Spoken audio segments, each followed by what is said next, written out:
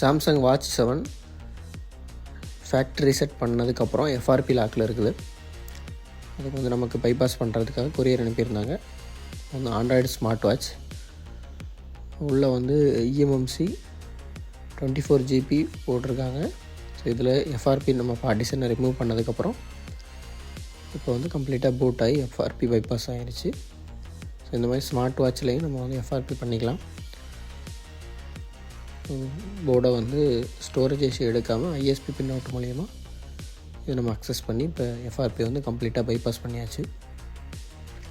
Bypass பண்ணதுக்கப்புறம் வேறு ஒரு ஃபோனில் சாம்சங் வேரியபிள்ஸில் நம்ம கனெக்ட் பண்ணி பார்த்ததில் எல்லாமே ஓகே. மாதிரி உங்கள் ஃபோனில் எந்த ப்ராப்ளமாக இருந்தாலும் சரி, அந்த ஃபோன் வேலை பார்க்காத ஃபோனாக இருந்தாலும் அல்லது ஆல்ரெடி வேறு எங்கேயோ கொடுத்து ட்ரை பண்ணி ரெடி ஆகாத ஃபோனாக இருந்தாலும் சரி, நம்மக்கிட்ட நேரடியாகவோ இல்லை கொரியர் மூலியமாகவோ நீங்கள் சென்ட் பண்ணி உங்கள் ஃபோனை வந்து சரி பண்ணிக்கலாம்.